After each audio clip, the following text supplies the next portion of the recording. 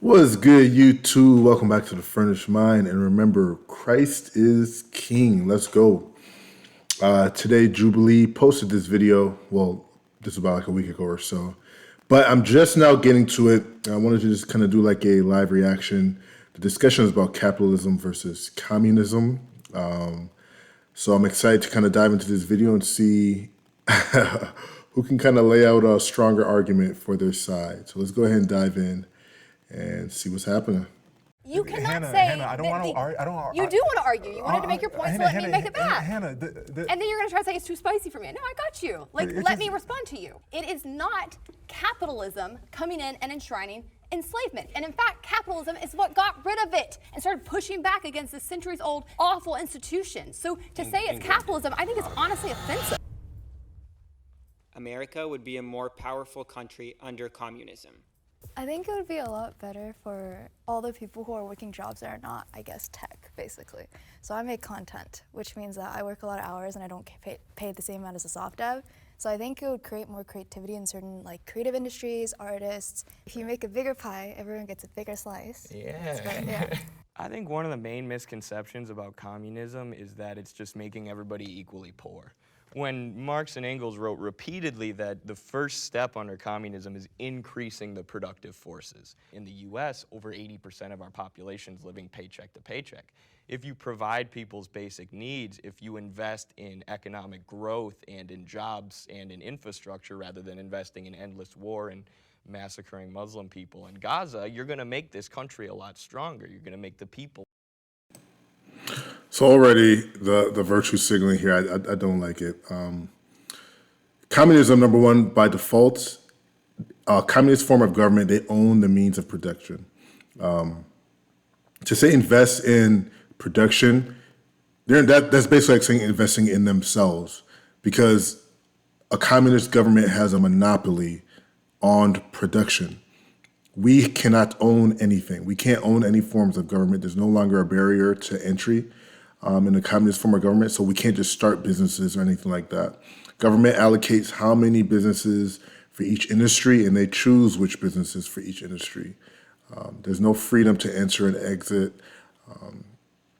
And of course, we understand under capitalism, the reason why we can surge to the top is through owning the means of our own innovation, our own production, our products, our services. A lot more stable here. I grew up in a white ring area. I grew up in Denver, Colorado. I was born in Dallas, Texas. I'm the first American in my family. Everybody's from the Congo. If my family was able to come here, of course, it would have some capitalist connection. So I grew up very much with the idea that everything I need is under capitalism. Individualism, freedom, all these things are under capitalism. But I'm black in America. So those contradictions really just create that friction where I'm like, this doesn't align with what I was told and what I'm actually seeing or actually feeling. So why did I come to communism? When I actually read it, when I went from Marx to... What does feeling have to do with an economic system? Lenin, to Mao, to Deng, to Fred Hampton, I started realizing like, oh, this is patriotism. This is the idea that I look at another American and think to myself, I want you to be fed. I want you to feel fulfilled in your life. I want you to feel like you actually have control within your society. Honestly, as somebody, again, who grew up in that right-wing area, that flies over everybody's heads. It flies over everybody's heads because when you say, I want you to be fed, at whose expense? Whose labor? Whose production? That's the problem of communism. You feel entitled to somebody else's labor. And that's why it goes over people's heads, because we understand rubbish when we hear it. But let's go ahead and continue. I want to hear what the pro-capitalists have to say here. Disagreeers are walking quick on this one. Can I say something first on this one to be so bold? Here's my argument. How come every communistic country has to build a wall or a fence to keep people in? China ain't letting people out. My grandma, I remember going, my grandma. Yeah, but where did you come? But where did you come? There's not a mass immigration into Venezuela, into China, into Russia. Where do people want to go? Switzerland, America, Sweden. They're all talking about, we need to build a wall because people are coming. China's not going, well, we better build a wall because all those Americans are coming across. Nobody's going there. So you legally cannot become Chinese. I mean, number one, I understand the argument he's making, but that was a weak opening argument. I wouldn't have led with, well, where do all the Americans want to go, and why aren't they building walls? Like that's. It's only because I can already hear the counter arguments when you lead with that. If I was him, I would have started with just leading on why capitalism is the better option. I just would have made an argument for capitalism as my opening argument. Just explain the innovation of how you can traverse from a low income to high income all within one lifetime. The opportunity to open and start businesses and also own those businesses. And of course you can compete. Anybody can compete.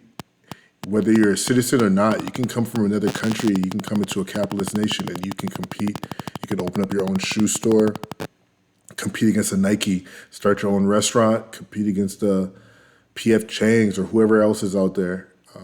Those are how I would lead. The option and the reward for innovation, the freedom to start businesses, and of course, last but not least, the opportunity to buy, sell, and trade in a free and open marketplace.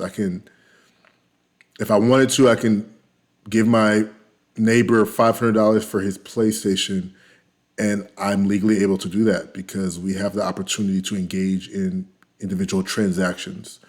Where under communism, no one's allowed to do any of those things. So that's how I would open up the argument. So let's see what she has to say.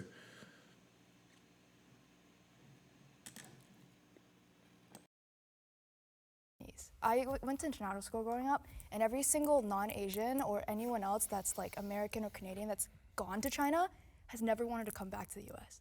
That's something that's really interesting. So I think it's like if you've never been. That's an adverse selection, a group of people who are Let her already. finish your point, and then Like, we got you. I guess like whoever has the open mind to go visit usually doesn't want to come back. And I do live streaming, so I know a lot of live streamers who like permanently move over to the like Asia, especially China, because not just it's cheaper, it's also just higher benefits. Most people get like free healthcare, so it's a lot easier for you to survive there. I think it's not because people don't want to go, it's also because you're taught propaganda since a young age. China's scary, China's bad, evil, red dragon, so people don't go and don't even go see it. That's the problem. I would definitely argue that a lot of China's. And because of his weak opening argument, this is where it led to. She's using personal anecdotes, basically as her objection. I know a lot of people because I'm a live streamer. I meet with a lot of people who do this. Instead of arguing the fact that the U.S. has the longest waiting list of any country in the world for those who are seeking citizenship. That would have been a solid argument right there. But now he's allowed emotionalism and anecdotes to overtake facts and logic. Success is due to the introduction of free markets, but if we want to run with this idea that China's a socialist country, which is just fundamentally untrue, I could also just point to the fact that they're super low on the HDI. Their GDP per capita is like $12,000. The US GDP per capita is $70,000. So like I would say in terms of like economic success, we're definitely doing way better. Ty, in terms of how we see immigration into this country, of course, we're American. We're only going to see the American viewpoints of this. China has immigration. People do try to cross the China's border all the time. We're all humans. Everybody's doing the same thing around the world. I would say what you're saying is a perspective issue. I would love to break it down even more and talk to you about the massive amounts of CIA missions that have gone through Latin America to destabilize those countries, but just at that point. To what you were saying, judging a country by how much the wealthiest people in their country profit in their company, we both know what GDP means. Of course. It's a bad faith way to really explain your country. HDI? Human Development Index. And how's so that it's big? measured by things like health, income. It's the UN standard for like how well an economy is doing. So from that point, perfect. Healthcare, we rank 37 in the United States. Cuba ranks Yeah, 2. sure. One. Oh God. Sure. And do you, Hold on. Wait. Hold on. Cuba We gotta ranks take a step what? back. Cuba ranks what? Wait, I really want to engage They've with been this. number 1 and number 2 in the hover through those spots. According to Cuba. Cuba uses No, their according to the doctors. Commonwealth UN. Fund. According to the Commonwealth Fund and the Wait. Cuba is 83 on the HTI. They use their doctors like slaves because 90% of the profit goes to the state. They literally trafficked their doctors. And When the George doctors W. get very Bush little. opened up a program to let Cuban doctors escape because they were trafficking them and making them go do these PR campaigns in other countries to give health care, 7,000 people immediately came to the U.S. At one meeting, 2 doctors passed notes to other doctors they were on a hospital set with and said, kidnapped. This So I is appreciate propaganda. My man was just guessing. Cuba at 2? That's unreal. Fidel Castro did a number on that nation because of him suppressing growth. Every single industry was at least, they would send U.S. spies into Cuba to investigate conditions. And they estimated that in terms of innovation, technological advances, healthcare, Cuba was like 50 to 75 years behind your average first world country. And to hear him say Cuba was number 2, I know he's just throwing answers out. He's just picking answers out. Oh, Lord, out his butt. There's no way. There's no way he actually said that. I'm happy the guy had the information. Cuba was 83. Come on, man. That's terrible. And of course, my lady here as well. Cuba is responsible for sending out lots of propaganda to inflate just like the DPRK, they inflate the standard of living for their citizens, but they also prevent peacekeeping forces from the United Nations to enter into their countries and measure and assess the status and the quality of life of their citizens. So I'm happy she came with that information too. He's lying. That's terrible. I appreciate the emotional examples, 100%. It's not emotional. You can talk to the No Borders Sovereignty organization that works Hannah, to get I would love to healthcare finish my point. professionals You out look of like the there. nicest person in this room. I would Well, hope you let I'm me trying to finish get my this point point, across too. then I'll answer. I But got please, you. go. Well, I've been told that fear is happening in Cuba. They're doing this super scary thing with Cuba, which is great. I would love facts. So I'm giving you in facts terms of about the doctors fleeing the country and also about how they're having to How's that ration how's that supposed basic to make- antibiotics in their Hannah, you look like hospitals. the Yeah, nicest we've got them person in under this an room. embargo, Not obviously. since, no, Wait, medical this things are has excluded nothing since to do- That's 1992. not true. Wait, That's wait. been That is disproven by true. multiple Eddie, how far studies. back- This year It during hasn't. COVID, Cuba made their own COVID vaccine because the U.S. pharmaceutical company used intellectual property laws to prevent them from using our vaccine recipe.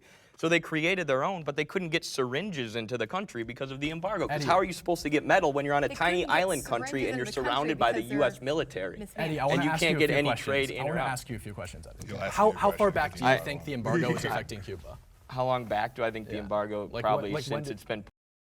He's getting ready to make the argument I was going to make, which is Russia's been a strong trade partner with them, dating back to the USSR. They claimed, according to Cuba, that they claimed they were doing just fine, and it didn't matter that the U.S. had an embargo because as long as they had Russia, they were okay. So it sounds like he's getting ready to make that same argument. Put on. Oh, really? But I think when we look at no, let me respond real quick. In 1960, the USSR became the largest trading partner with Cuba. They started paying Buying more all for of Cuba's Cuba's sugar, yeah. They started buying all of Cuba's their sugars tobacco, and paying more than the United States was paying. Fidel Castro is on record saying that the embargo had no effect on Cuba at all. So we can presume that up until 1991, when the USSR collapsed, that it didn't have an effect. So to claim that the embargo is affecting Effect on Cuba, what? all the way, Effect on And what? I think when we No, look at you the, said this is 1991 the, did can I not make a affect point? their Because this is a stock. point I Yeah, wanted to because make the for a USSR long time. collapsed. When we look at countries like Cuba and China, I think it's more important to judge them based on what they had before the revolution. Before Cuba had a revolution, nobody had access to healthcare. They were working on slave plantations Wait, that were Cuba- dominated by Western multinational corporations. China before the revolution, yes, there were famines during the era of Mao. There were far more famines before Mao came to power and before China. To put it plainly, China was a third world country under Mao Zedong. It wasn't until Western investments began where they basically started outsourcing companies to China, which stimulated their economy to such a degree that they went from third world to literally the second strongest GDP in the world today. That same exact recipe was followed with India. India was literally a third world dump. The US and many other Western nations outsource so many companies to India. They are literally on pace to surpass China in terms of their GDP.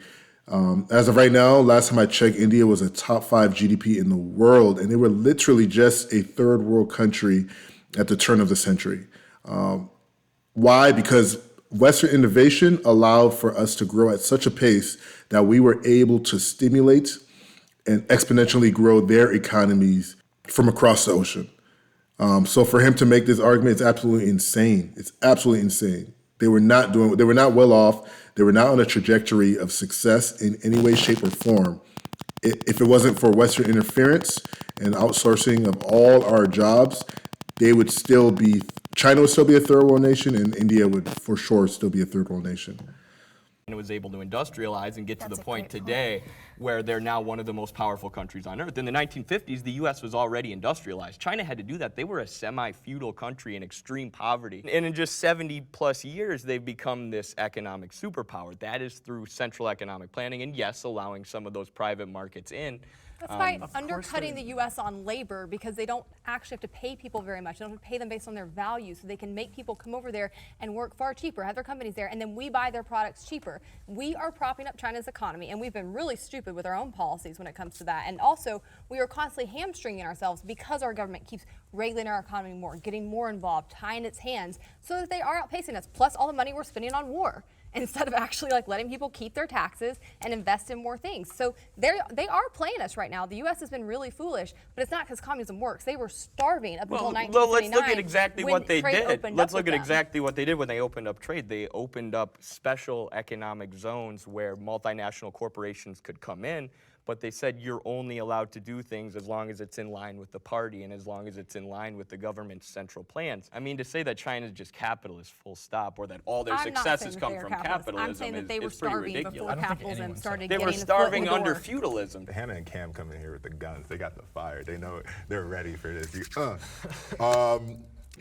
Bruh, you're right in saying were starving under feudalism, and a lot of third world nations have plans and protocols for multinational corporations when they come in, for how they handle them, et cetera, how they're taxed.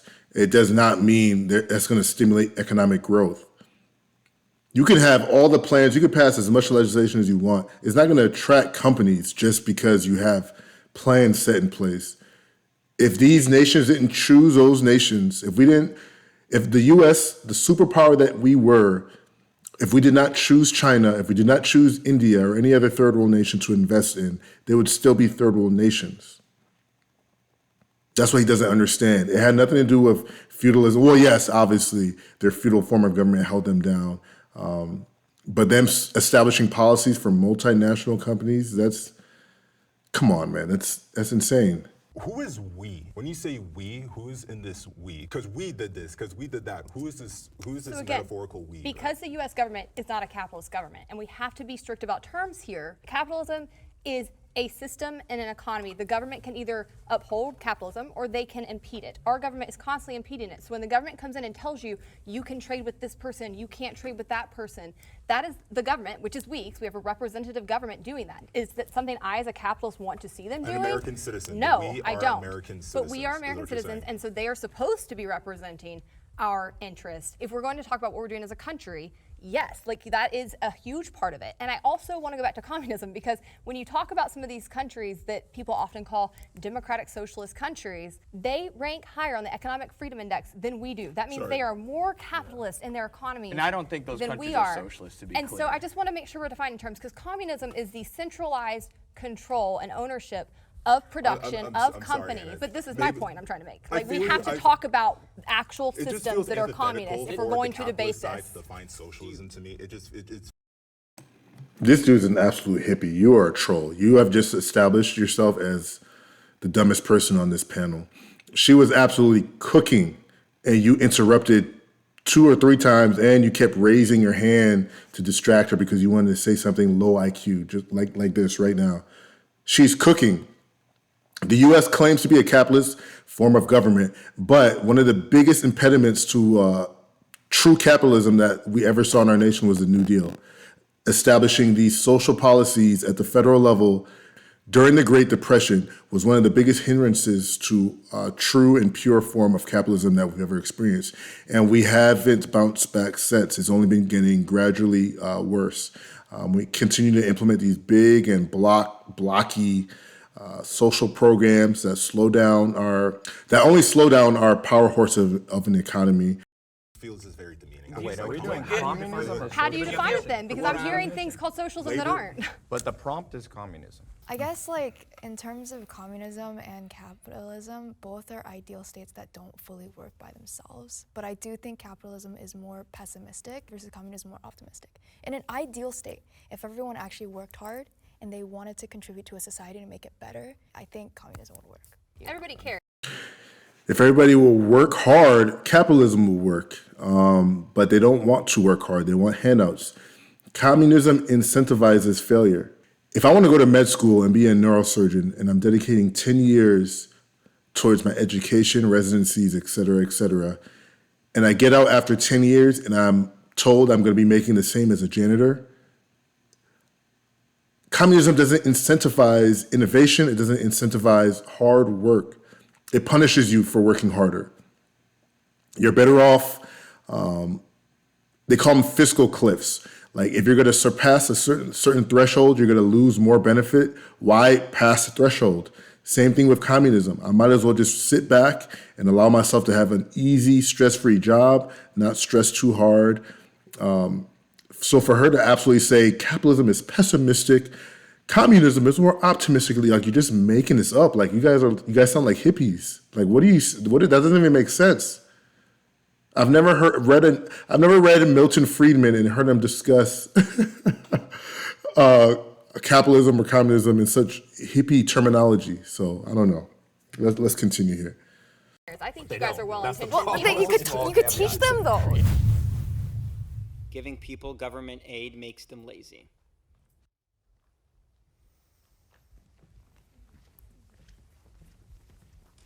Getting government aid makes you lazy. A great example of that is Elon Musk. The amount of government aid the X Foundation gets in order to pursue inventions. Corporate aid, yes, I agree. Work. How often did you hear about that tunnel? Elon Musk is just one example of many different CEOs, multi-corporations who get government aid to be able to do these things just because they have. Okay, this guy redeemed himself on this one because I thought he was the dumb one in the bunch. Well, he still is, but he redeemed himself on this one. I agree. If a company needs federal aid to survive, let that company fall. But let's continue with the argument. The net worth. Yeah, so I agree with you on this. I hate corporate welfare. I think it's the biggest perversion of capitalism out there. It doesn't work. Its track record is terrible. And it actually is the government coming in and picking winners and losers. And it very rarely goes in favor of small businesses, which is what most business in the U.S. actually is owned by. But the way it makes people lazy is not necessarily because they're bad people. It's because you have fiscal cliffs. You get this amount of welfare if you make under $24,000 a year.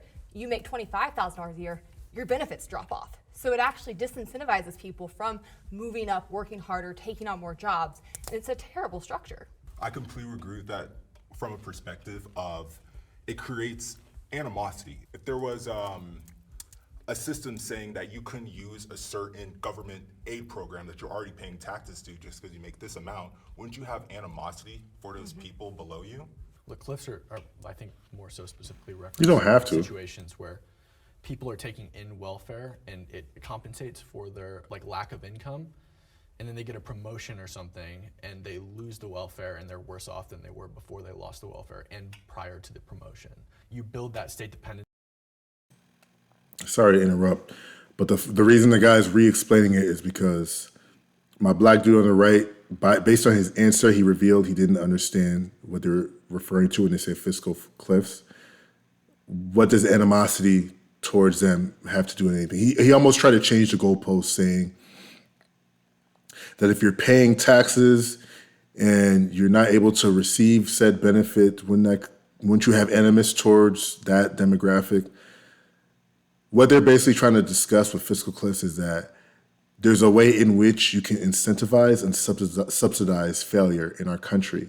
And that's a problem, because if you subsidize failure, like the welfare system, people will not want to wean off of the welfare system because they know if they make $1,000 or more, now they're in a whole new tax bracket. They have to pay more. They lose more benefits. Their standard of living drops dramatically. And that's the issue. And that's what they're discussing with fiscal cliffs, but it went over his head. So let's continue here. And it de-incentivizes people to like work up the corporate ladder in their companies because they're receiving aid from the government. I think also we have to say what makes people work hard, not just what makes people lazy. Because I think that's the problem. You look at government welfare, is it is essentially keeping people trapped. It keeps them trapped in cycles of poverty. We actually saw before the great welfare deal under LBJ was pushed through, we had a larger rate of people coming out of poverty and moving up in this country. And then when we implemented these programs, that has stagnated ever since. And we can see that that hasn't worked. Just help me out here real quick. So when you say it doesn't work, what didn't work? We have not seen a decrease in the rate of people who are in poverty. And part of this is based on the education system. Part of this is based on different... Because of LBJ? Yes, these programs that came in, the welfare. I don't know this because of it. I think it stagnated work that was being done. For me, as somebody who works in public policy, that's what I'm interested in. What works? There are cases where I think people are incentivized to work less hard in order to keep their income under a certain level. The welfare they can system. collect a certain amount of, government money, which in that specific case, then yes, I guess it does incentivize laziness. But also, if you look at government programs like Medicare and Medicaid, they're some of the most highly approved of programs in the country. And when you make a welfare program universal, when you make it so it applies to everybody, it basically becomes politically invincible because nobody is going to argue for their grandma's health care to be taken away. And we have a problem in this country where 45,000 people are dying every single year because they don't have access to basic health insurance.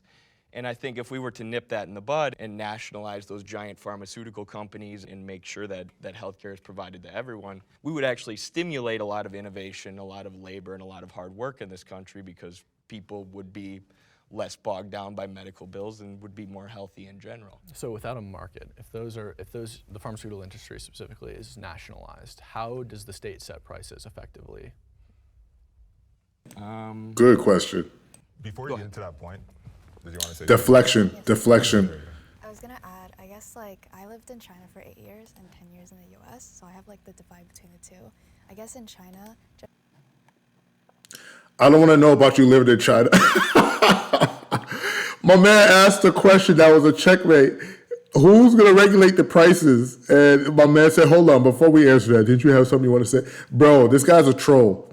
This man's a troll. He's set here. This is the op right here. That was the ultimate sidestep. That was an amazing question. Whoever this guy is in the suit jacket, respect to him. Unreal. Oh. generally speaking, it's really safe. And there's a lot more equality in certain areas. In terms of support from the government, it is easier to get healthcare, 100%. And also, I think certain societies use communism well, and it can be used well to create, I guess, more equality. I think capitalism ultimately creates inequality. So one thing I was going to say, you have to be careful. There's an old saying, we went out of the fire into the frying pan. The question is, under what system do you not get the guys at the top becoming super wealthy? Because Stalin and Mao Zedong, these people become... Chavez, okay, Castro, this man is no angel. The question becomes, which one dampens our greed in a way that benefit the most people? Yeah, I don't even think it should be that. It should just be which system is more effective at distributing resources and helping people have good outcomes. And China has abolished poverty, and we have rampant poverty. China hasn't abolished Yes, poverty. they have, according to the World Bank. There's 300,000 homeless people in China. But there's more people, though, in ratio. He said they abolished poverty. They did There's Google it. The 300,000 World Bank homeless wrote a people. full article on it. National They have Center of abolished Biotechnology relative Information. poverty. When China was pure communistic, 45 million people starved to death eating bark and dirt and leaves. And it's hard to know, is it doing better, all the things you like? Are you sure that's from the communist side, the Mao Zedong side? I would argue or is that from the capitalist side? I would argue it's definitely the free market side. Yeah. I also just want to push back on one thing real fast. Are we still going to stick with the China thing? Because Well, Bro, first of all, you need to stop talking. But my man made a claim that This is what you can call propaganda. So I do know that in terms of what the United Nations has put out a couple years ago, that on a world scale, we've eliminated abject poverty. So basically this sets a bar that was meant to be the basement bar. And basically the goal was to increase the standard of living worldwide for all people to a certain degree in order to, quote unquote, eliminate abject poverty. The United Nations reported that we did that successfully. But to keep that in perspective now, we're talking about China, who has the second strongest GDP in the world. The standard of living under Mao Zedong was just what my brother just said. You had 45 million people dying from starvation because no access to food. They were eating grass, they were eating trees, regular plants that they would see. They were just eating anything. And it was a horror story for a nation of that size to go through that. Obviously, that was under their pure communist days. But that's just one example of communism being one of the worst systems that exists today. The reason why they're the second strongest GDP, once again, is because of Western interference. It was more so them, like the lady stated earlier, them undercutting our labor force. We set up so many manufacturing plants there. We set up so many companies there that it was able to lift them out of abject poverty and create the economic powerhouse we see today. I just want to There's say, so many great points Yeah. here. We need a that, like, we need prompter over to here. I know. focus. You know what I mean? it's crazy to me to hear somebody say China's safer though, and like you can literally be disappeared from the streets. Like even your celebrities, famous tennis players, The famous FBI. people, they are. Sorry, I was- Shout out Julian Assange. though. I'll just- Yeah, I mean, Fred- shout out Fred Julian Hampton Assange, but we are can. Not the same thing. He'll still get due process of law. Which I'm opposed to. We're doing our best. I'm Anything opposed Julian to, Assange will still get and due I've spoken out process when I of actually law. worked with his brother on the campaign to get him freed. But what I'm saying is we don't have political prisoners in the U.S. We don't. Who are they? Who are they? We Edward assassinate Snowden. them. Yeah, Well, sure. Yeah, who? Crazy, yeah, Who? Snowden. Yeah. Who have we assassinated? Jaleel Montekim Fred Hampton. was in jail for We 70 did that. years. The He government was a did that. Black I'm Panther. fine with this. I detest the FBI. I detest most policing agencies. I've done it. If people don't know, Fred Hampton was one of the leaders of the Black Panther Party. But the fact that you brought up Julian Assange was interesting because, number one, we're going to extradite him and he will be afforded all the rights of the U.S. Constitution. He'll still get due process of law. He'll still have an opportunity to plead his case with an attorney, in front of a jury of his peers. That's not something you get in China. In China, there's no free speech. People don't understand under communism, there's no freedom of speech. So if we go to if we're in America and we want to criticize Joe Biden openly, we can do that. No issue. You go to China and criticize President Xi, you're arrested. In the US, if I wanted to tweet something negative about Joe Biden, criticizing him as calling him incompetent, whatever, I can do that freely and go home at night. In China, if you do that, I'm going to be arrested. I can be killed. So what they do in China, a lot of people, they end up just disappearing. What they do, the Chinese Communist Party will literally erase all information of you ever existing in the databases, birth records, hospital, employment, all of it just gone, absolutely gone. And what they say, they take you to internment camps where you either work at slave labor or they just kill you. That's what happens in China. So when you say it's safer, there's a reason why you're living in the U.S. right now. And and this is the one thing about America that makes me mad is we're too kind to people. Like, there's one thing that gets me angry about America is because there's so much freedom and we do believe in free speech, people just misuse it. They abuse it. They talk so crazy about our country. It's like, would you be able to say this in any other country?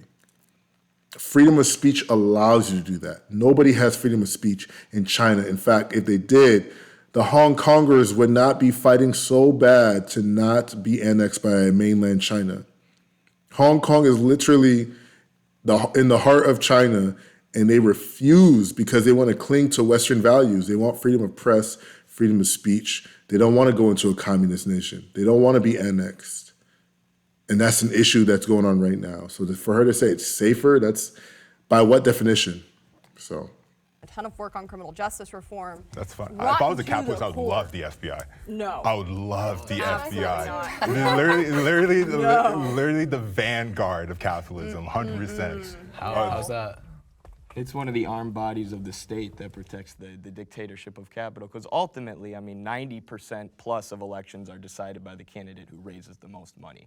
The FBI is an armed body of the though. You state. recognize that, right? Capitalists would just be against that. Well, you can say it's not You can real say- capitalism, wait. but No, I would capitalism say has it's a not- tendency to It's not accumulate, capitalism at all. Capitalism is an concentrate. economic system, You can not a say- government. Right, an economic Not system an that arm of the concentrates government, thank wealth and you. power at the top that incentivizes capitalists to accumulate capital, That's not- monopolize the markets, and this is simply this stage of capitalism that we exist in. When Iran tried to send oil tankers to Venezuela, the U.S. intercepted them with our military, took them back to Texas, and then gave that oil to U.S. corporations. How is that free trade? How is that the free Let me throw market? one An thing out. embargo are against. Yeah, again, I don't is have to completely defend the against- U.S. government to defend I would actually capitalism. argue the U.S. government is a huge enemy of No, I don't. capitalism. We don't, and I want to define my mixed view economy. real fast because I think it matters. This is more my like political view versus just my economic views. But I would say the only reason you need a government at all are for three things under capitalism, and that is to uphold contracts. You need a court system.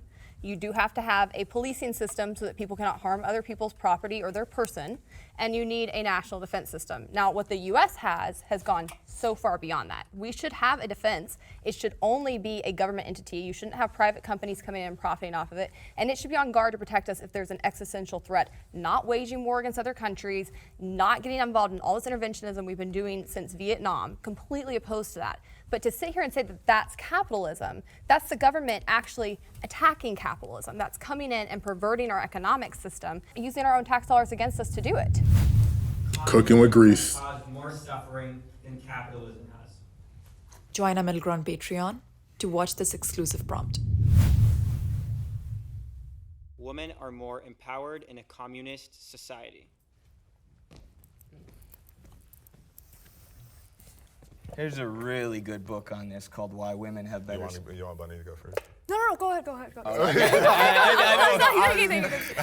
I'm like, as a man, I'll be quick. There's a really good book by Kristen Godsey, who is a woman, called Why Women Have Better Sex Under Socialism and Other Arguments for Economic Independence, where she's very critical of the USSR and the former Soviet countries, but she says when women have economic independence, that equals true freedom.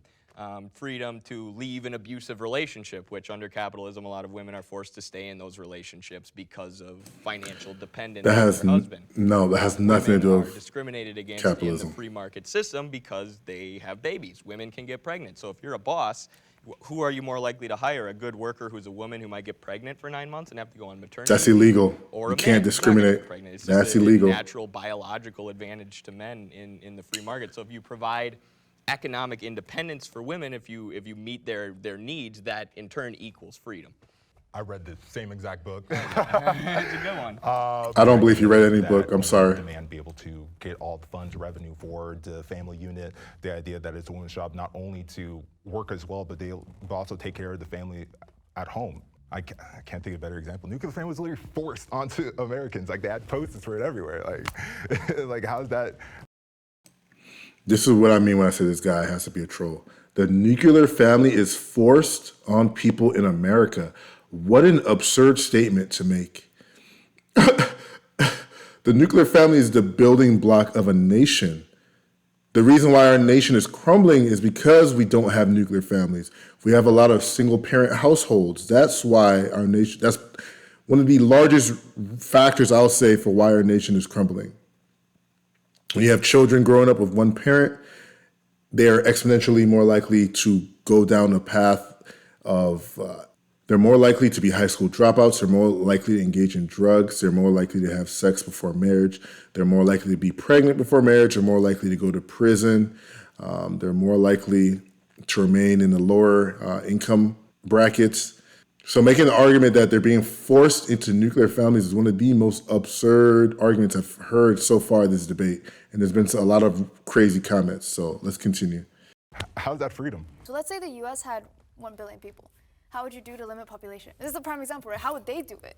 I don't think they'll do it any differently than one-child policy. Like, let's be realistic. If you gave the U.S. 1 million people, what are they gonna do? They'd probably just let them starve. Oh, but in China, they're like, we gotta ration goods and make sure we feed everyone. Yeah. Circumstances were slightly different. They had to make choices, might not have been the best choices, but if given the same circumstance in the U.S., maybe they would have done something similar. Communism in China was truly communism in the beginning. So let's look at the beginning. So my mom was really young during that time, but at least she saw what women were empowered to do. At the time, yes, they took all resources and pulled it together and divided it equally, but women were truly equal in the beginning of China and Cultural Revolution. Women had the same rights as men, they did the same jobs as men, because more labor, the better, right? So everyone had the same roles, same jobs, and there was true equality until capitalism or socialism and capitalism got introduced. Now in China, there's no equality. I truly think because more freedom, more trade. So in the beginning, when there was no corruption, it worked perfectly and everyone was equal. I think we have a tendency. That is, okay, I think she might have topped with the most insane argument I've just heard. Before the revolution, when millions of people were dying, they enforced a one-child law on women. You're telling me women were more empowered? You guys weren't even allowed to legally have kids. They were killing children in secret. If parents didn't have a son, they would leave their daughters outside to die in trash bins, trash cans, or outright just kill their daughters. Like, that's how serious that was. You're telling me women were more empowered? This is a prime example. This is what happens when you get one person who represents their country in the conversation, in some kind of dialogue. They think they're the authority on their nation, and she's that person. She thinks she can speak as the authoritative figure on China because she's the one Chinese-born person here. You said yourself, you spent your childhood, the first 8 to 10 years in China, and the rest of your years have been in the US. That's absolutely insane that you're speaking from the perspective of somebody in the United States talking about how great it was in China. Oh my God, this is insane. This is insane. All you have to do is read a book, The Boxcar Rebellion. What about that? Anything on Mao Zedong and his regime and how he killed so many people. The one-child policy, how it left you guys at a bottleneck now because you guys can't retain enough young adults to the point where you guys have to forcefully prevent people from leaving the country. It's terrible. If people have a choice to freely stay or leave China, you'll be surprised at how fast they leave and how quickly they settle in more Western capitalistic societies. Too, to boil down, to disregard economic freedoms when we talk about freedoms, especially in the US, we break it all down to individual freedoms. What do you have the right to do? But in China, the retirement age for women right now is less than 60. Whereas in the US, it's been actually going up because economic conditions for working people have been getting worse. I mean, that is freedom, being able to retire and spend more time with your kids, less time slaving away, making your boss rich. That is true freedom. Women have equal rights in the United States. You are allowed to do the same things that men do. A lot of time what happens with inequality is not actually the market, right? No, it's not the market, it's difference in preference. Specifically with if you're looking at income inequality, there are so many confounding variables that you have to look at when comparing income inequality. Where do you live? What's the cost of living? What kind of job do you do? What's the risk associated with your job? Logically, markets and capitalism is the best resource, right? You kind of prioritize the best, right? But if that's the case, women could get pregnant, hence they have to take time off, hence they're But that doesn't mean that inefficient. they're not the best at something. Despite the fact that you can get pregnant, they can still be incredibly skilled over other people. But I think in capitalist societies, because of that time you need to take away, it's a risk. There are disadvantages. like there are a- biological disadvantages. Financial Nobody- risks is what Yeah, they're saying. Nobody's yeah. contesting that there's a major biological disadvantage for women. Women can also choose Has there been not a to get communistic pregnant. country female leader yet? Margaret Thatcher. New Zealand has one. Finland has one. Is there a communist? Kim Yo-jong's Margaret Thatcher was a leader in the UK, one of the highest. not a communist nation. What country are you The using? Democratic People's Republic of Let's Korea. not use which North you would- Korea. Well, the U.S. has also had very high people. The But I'm actual saying name of the Hillary country is Clinton- DPK, though. Secretary But of the State. point is, there's never been, if we're going to Wait, say are you- communist, the prompt was, through communist economies, countries treat women better.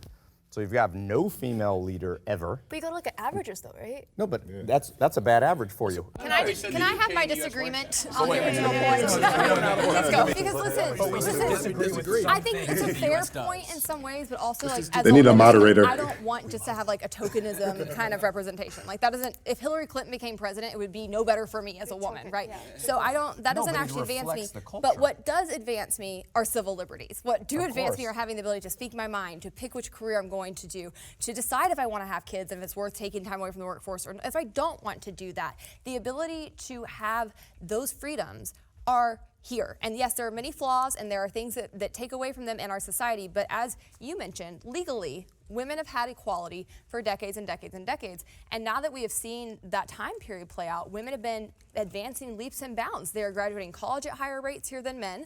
They are starting to out-earn men when you look at apples to apples, when they have the same job, same education. They're outpacing them in their advancement within companies. Women and men need the same things, and that is freedom, autonomy, the government not getting in your way, equality, civil liberties. Do you think economic stability is one of those things that I women do, and I men think we crave have. and need? Yeah. But you would say capitalism is what gives economic Absolutely. stability. Or gives it Even better. though 80% better. of women are living paycheck to paycheck, it's still better. Wait, but than Economic that's stability just is not relative promised. Poverty. So there's always going to be relative poverty, even if Not in everyone in your China. society.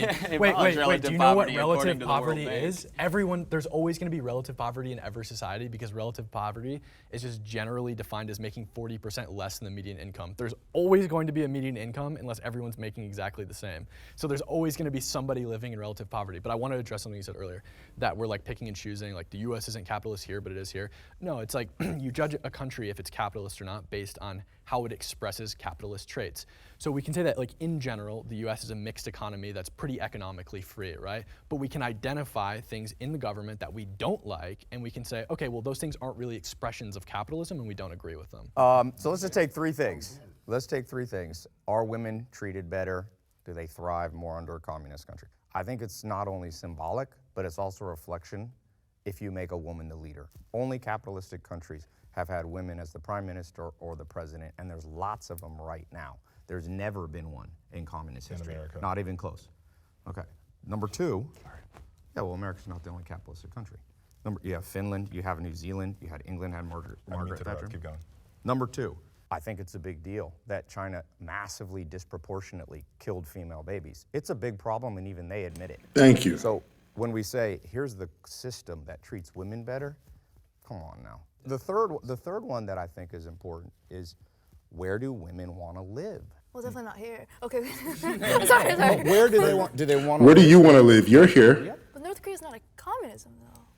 It's a. They just made an argument for it. They just corrected Yep. me and said We're down it for is MDR. They're not really. You guys got The DPRK is the Democratic People's Republic of Korea. That's North Korea. Emperor Kim Jong-un. Obviously, he's a dictator there. He runs a very tight ship. He doesn't allow, like I expressed earlier, he doesn't allow peacekeeping forces to come in and to assess the quality of life of his citizens. He has we already know these people are suffering in that nation because we know this based on there's been a lot of spies have snuck into the country, and they basically describe the conditions there are just absolutely awful. It's definitely like our Marxist on the far right, the white guy on the far right has expressed he's a pro-Marxist candidate. I am not. We oppose Marxism. But that's what they have in DPRK. You have a caste system. It's very split based on the bourgeoisie and the proletariats. Bourgeoisie are all those who are probably most likely connected to the government, close to Kim Jong-un.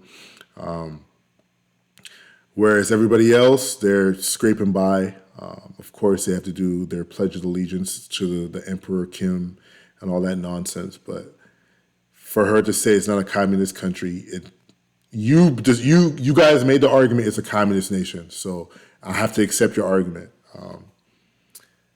I would consider it communist. I would almost consider it a monarchy, but he doesn't declare himself to be a king. What they try to do is create this image that they're this freely operating government system that has components of communism, has a democratic process. That's what they're going to lie. That's the propaganda the DPRK sends out to everybody else.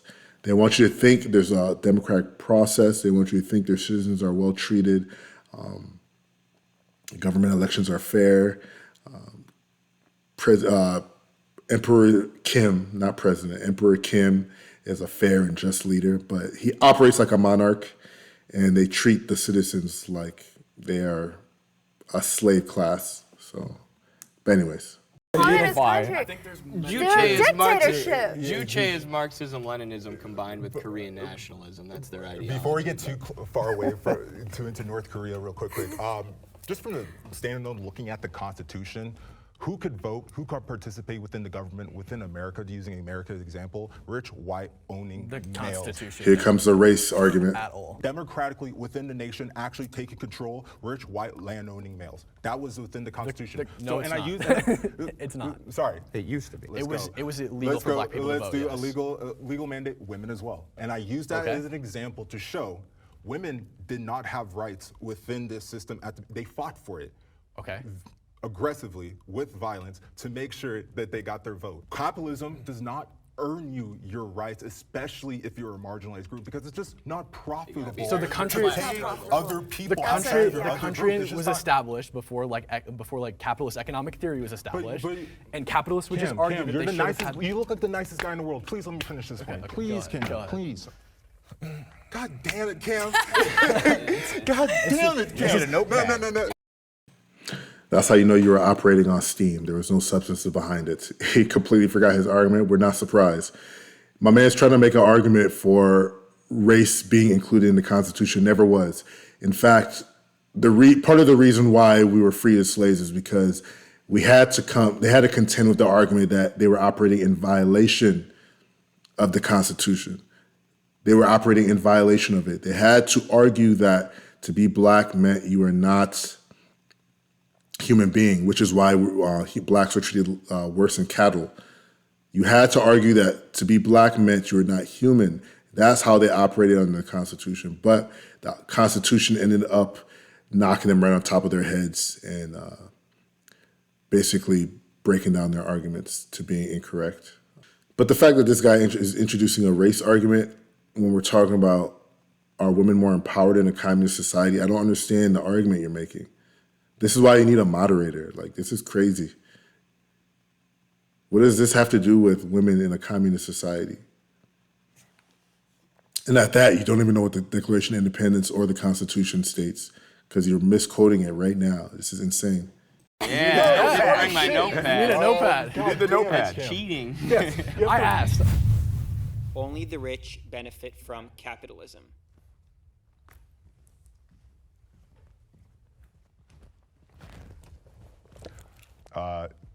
Really? Nobody. Make an Only argument. the rich benefit from capitalism. Capitalism being the control of a state apparatus or a nation, government, state, whatever word you use, by a certain class. So if rich people are that class and they control that state apparatus, the government, that nation, of course they're the ones to benefit from it.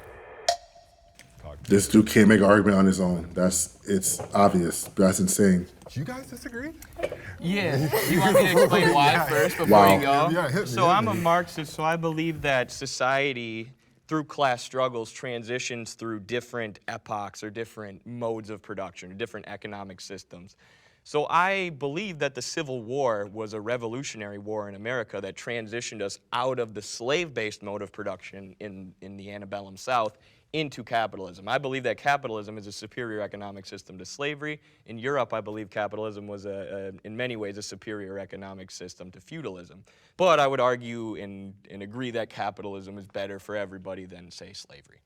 Like, you can still rise from the bottom with capitalism, and that's most societies. So it's like this possible for, the less wealthy to climb to the top if they have a good idea or like innovate on something that they think is a good concept. We're talking Beautiful. about benefits, right? Beautiful. No, I see both your points. Definition. I know. Now I'm being antithetical. I was telling you not to give you a definition. Now I'm about to give you a definition of capitalism. We should establish definitions of things we're talking Yeah, about. Right? we gotta be on the same page about basic definitions. I feel like when it comes to science and ideology, it just gets kind of messy. It's just more. I feel like it's just so much easier to do logical. Like, Well, I mean, full if you points, cite but, a definition, I'll accept whatever you give me. I don't know about these guys. Nah, this is a trap. Hold on, let me finish this. But my idea of capitalism, I very much look at it within, again, very material, very cemented the idea of who has control over the military, judicial, legislative arm of a nation or a state. For an episode about capitalism and communism, we have not talked about class. Whatever class has control within that nation. And now capitalism would be the rich, the bourgeoisie, the job creators, having complete control within that society. Of course that would only benefit rich people. Of course you're gonna push for tax cuts. Of course you're never gonna talk about livable wage, you'll talk about minimum wage, just harm reduction. It's a tricky one. I'm not sure there's ever a time when wealth doesn't concentrate up, including Stalin. Before we talk about this guy with the glasses, my black dude, I don't know if he should have been in this conversation. Him and the Asian girl are consistently making the worst arguments. Like they're outpacing each other. They're competing with one another in bad answers. Now, I don't even know what, like the girl, when she answered the question, she answered how I would answer it. Only under capitalist economic system can you see somebody start from the bottom and work their way all the way to the top in one lifetime. And she literally expressed at the beginning, she's arguing in good faith there because you can't deny what is obvious. But my man's, he's talking about, we haven't talked about class, the job creator. Bro, I don't know what he's saying. I think he's just word vomiting at this point, and it's just not making any sense. So this is insane to me, but let's continue. Mao Zedong, Pol Pot, it's all Castro. You don't think Castro was a rich man who was benefited from the Cuban system? Didn't he have almost $1 billion when he died? But I want to interject real fast because unlike Cam, I won't just accept definitions. So when we talk about capitalism, that's fine, that's your definition. But for most people, when we say capitalism, what we mean is the free exchange and selling and buying of goods, right? And the more you have of that, the more freedom you have in those decisions, the less the government's involved in that, the more capitalism you have. And as we have seen capitalism expand across the world over the past 30, 40, 50 years, we have seen an 80% reduction in world poverty since 1990 alone. It was cut in half between 1990 and 2010. That's miraculous. We have also seen a 40% reduction in child labor. We have seen the mortality rate for children cut in half. We've seen the maternal mortality rate fall by like 43%. We work fewer hours. It blows my mind that somebody could say only the rich benefit from capitalism. What evidence do you have that that's capitalism because these incentivizing are not China's poverty alleviation programs or the Belt and Road Because Initiative? we're measuring as capitalism has moved into various countries, and we're looking at their poverty rates and their hunger rates, by the way, get cut. As more and more socialist and communist countries have fallen, which by the way, we're down to only 5 at this point because most people are turning against it. As that has happened largely since 1993, we've seen more countries become democracies, more countries implement capitalism, and yes, sometimes it's mixed, right, when like China the U.S. implemented or the the Belt and democratic Road socialism. in their poverty alleviation programs, though. So what That's when evidence they do you did have that what? that's not having an effect? That's when they did what? Launched their poverty alleviation programs in the Belt and Road Initiative, which are intended to build up industrialization in countries who have been prevented from advancing their productive forces by imperialism, economic sanctions, and the U.S.-dominated financial system that emerged after World War II, where the IMF and the World Bank can basically decide whoever they want to give financing to. So like when Chile went socialist under Salvador Allende, Richard Nixon famously said, "Make the economy scream," and the IMF and World Bank went from giving them $200 million in funding a year to 2. Why do communist countries always have to depend on capitalist countries to succeed? Anytime they don't, it's because there was an embargo or they weren't giving them money. I don't hear us saying that about North Korea. The Congo is capitalist. The Congo is one of the poorest countries in the world. The Congo, though, is mineral rich. So much cobalt. Every single one of your folds needs cobalt to work. That is your real life vibranium. Capitalism has not helped the Congo. The disorder. Y'all see what I'm saying? This guy is insane. So you're saying that because the Congo is quote unquote capitalist and they're a failure, therefore capitalism is failure. Is that the argument we're making here?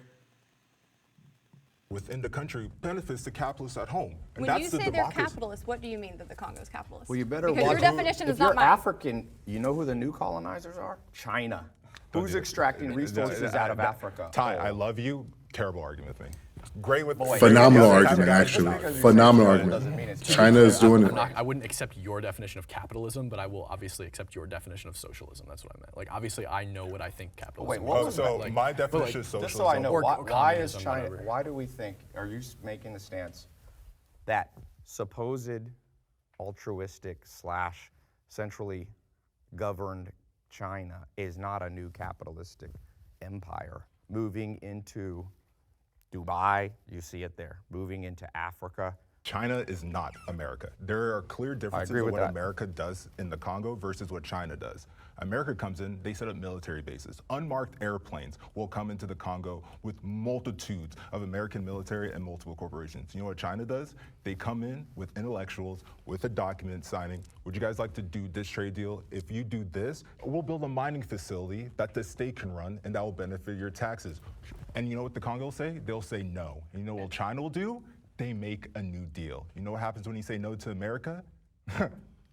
And how does that capitalism and the fall? law. Again, that has nothing to do with capitalism's fault. Why is he here? Why is that guy here? That was the dumbest thing I've ever heard in my life. Why is he here? There's no disagreeers there. I mean, one of the sorry to just start off. There is right, no one of the main perfect economic misconceptions model. about communists is that we want to establish a utopian.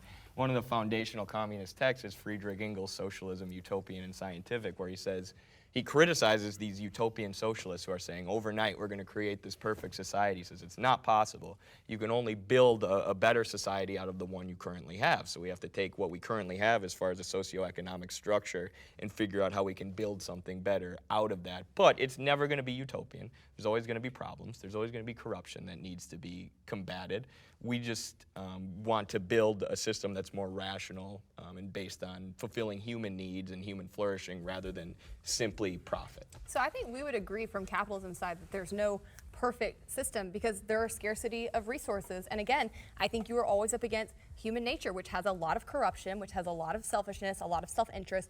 Why I like capitalism is that I think it's a system that acknowledges that and says, how do we restrain those impulses within people? How do we create a system where in order for you to get what you want, in order for you to get your needs met, or in order for you to get rich, you have to provide some kind of value for other people. And so that is what instigates productivity. That is why we see such large innovation gains. We've seen such big technological gains under capitalism. There's still going to be problems. I don't think there's any way to say we will never have people who are poor. We will never have corruption. But I think capitalism does the best job of taking what we're dealing with and trying to make it operate in a system where people are civil to one another and there's natural cooperation within it. When people say a perfect economic system, it's like saying what's the perfect science? Communism, Marxist-Leninism is a science. What is the most rational way to organize a society to make sure that it can actually see a future?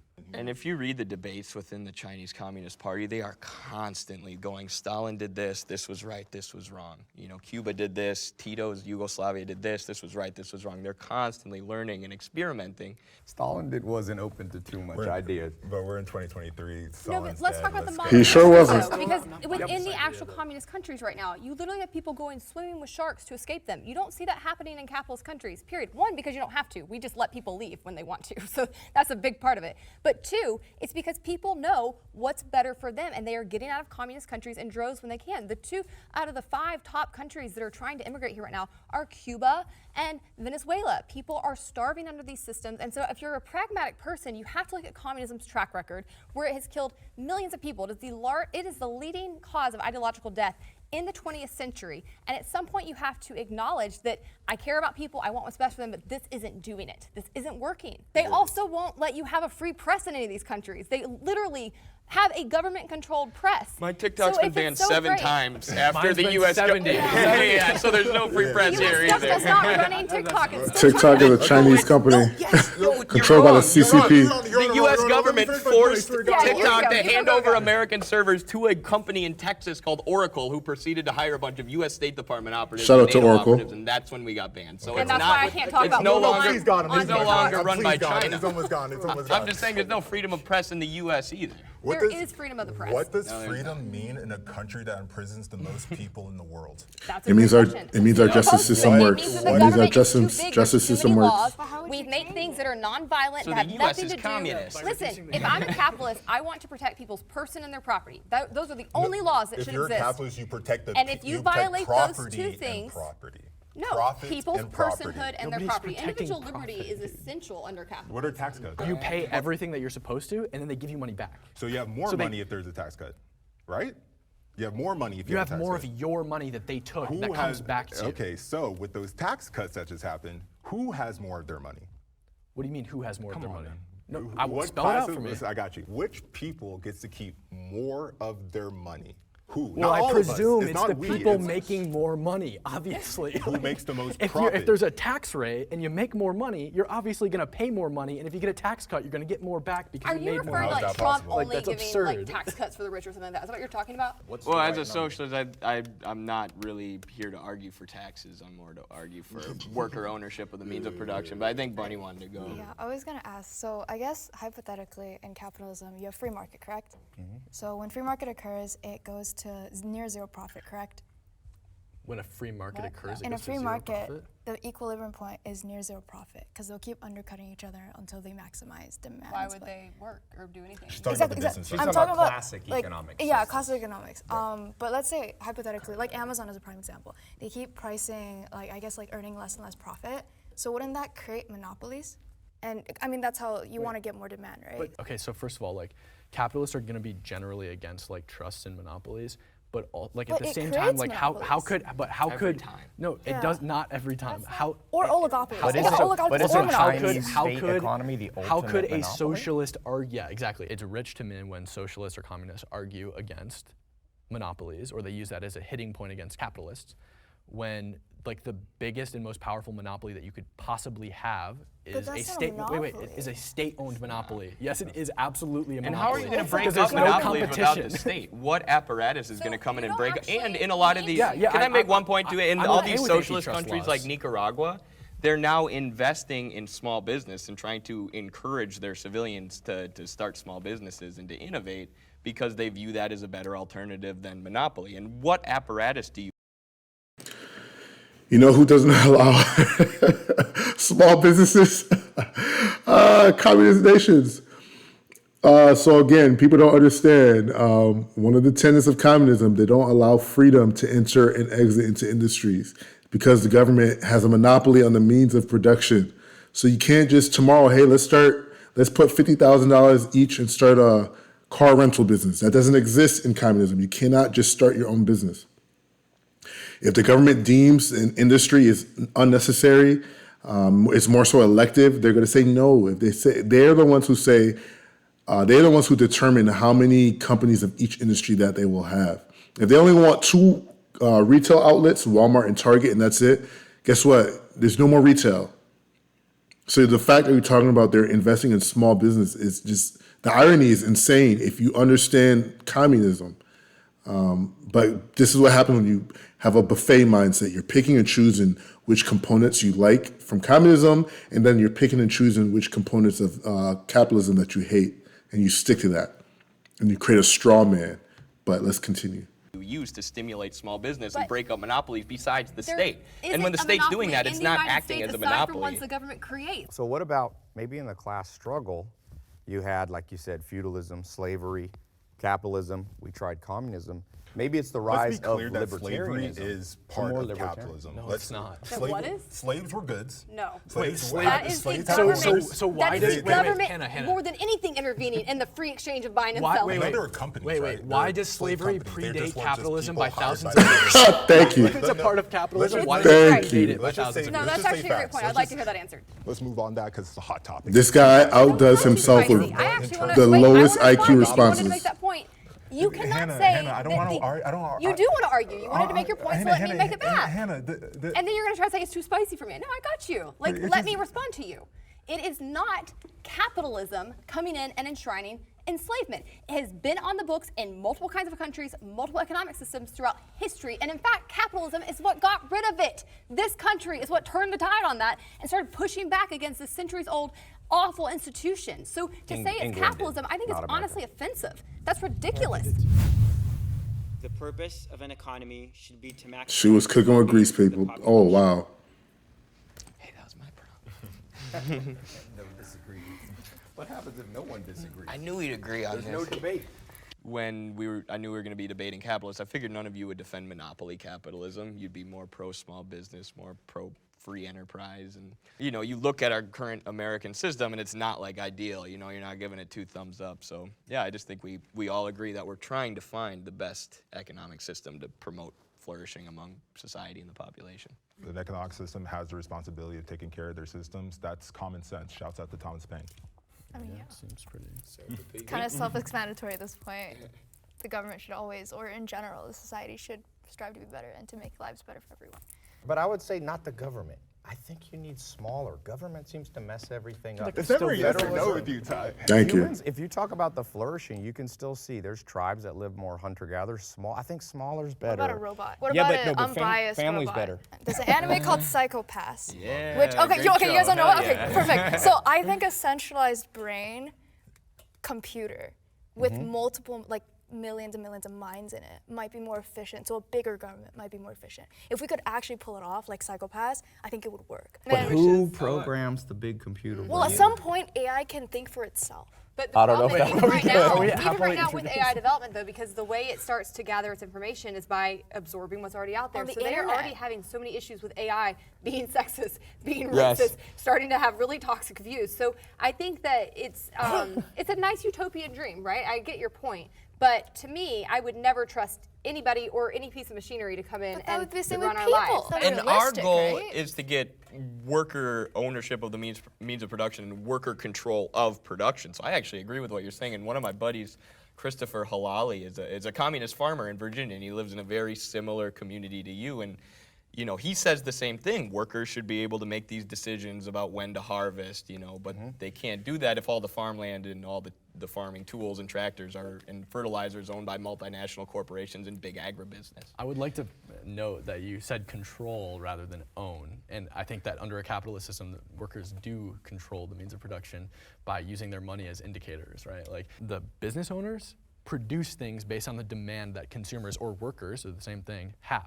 Our dollar doesn't mean fucking shit. Our dollar does mean something. It's an indicator for what things are valued at. But if a central decided, sorry, go ahead. Yeah, if the central They'll do the government most just efficient, decides right? what it's worth, No, like they have create no shortages and indicator. surpluses because price is just a signal of scarcity. It Wouldn't they signals, long-term? hey, there's Like, not they as would many think things as long-term. this, so the price is going to go up. Or hey, we've got a surplus of this, so the price is going to come down. It's a signal to people, and it signals scarcity. If you remove that signal, that's why centralized economies fail, because there's no way of economic allocating calculation. resources. There's no economic These guys are calculation. solid. This girl's And solid. then you She's have the solid. situation where people have to go into the black market to get things that they need. It creates utter chaos versus under capitalism, you have this free flow of goods based on the signals that are going out between merchants and purchasers. And it's all very seamless. I would say that any capitalist would agree that the ability to just quit your job and suffer through the demeaning act of trying to find another one is not a great example of freedom within this country. Why? I don't understand. Why? It's very easy to quit your Great job and question. get Why? another job. What are you It's not- talking about? Why is it Sure, demeaning? sure. The average person who decides to quit a menial job, who has no access to education to get them a high All citizens have access to education. who has no social connection, no cultural connection, no state apparatus helping them in real life, just pure real life. It's not as easy as turn off, turn on. This leads to another really great example of government intervention that really screws up. You brought up education. Pretty much anyone in the United States can get into college, no matter how terrible so your grades expensive, were. though. That is Oh, not true. that's great. That really That's leads me to definitely my not next true. point. It's cheaper in It is communist very societies. expensive, but do you know why people are able to go to college despite the fact that it's super expensive? Because the federal government comes in and says, hey, I've got 2 bags of money right here, and I'm willing to give it all to you, even though I know you can't pay it back. And then the colleges say, well, Thank you. Jacobs, you know, it seems when we keep raising our prices, the government just keeps paying it. And we don't even have to worry about if the kids are able to pay it back. We're just gonna keep on paying it. The trend line for like college tuition prices and like government involvement in the education system, especially on the collegiate level, is like identical. What does government do well? We forgot to ask Prop that. up Prof. capital and prop up Kill big communism. banks. Very But little. then you don't like government. Then we all agree we don't like government. Like, where are we laughing? That was a crazy video. Overall, I think with these kind of discussions, I would say a pro is I like that they bring in very colorful and diverse individuals in terms of diversity, in terms of thoughts and belief systems, philosophies. I enjoy that. Jubilee, obviously, they have interesting topics that make you want to click on it and watch. The cons, they need a moderator, for sure. A lot of people just kind of moving the goalpost, forgetting to answer the question, and just kind of starts talking, babbling and talking about other things. Talking over one another, it'll be nice to be a little more orderly. But other than that, I had to check this one out, and I watched it live with you guys for the first time, and just left my comments in here. This is something I'm interested in. But anyways, let me know your thoughts. Was I too mean on my boy, my guy from the Congo, and the Asian girl, or was I accurate in my assessment? Go ahead and like, comment, subscribe. Deuces.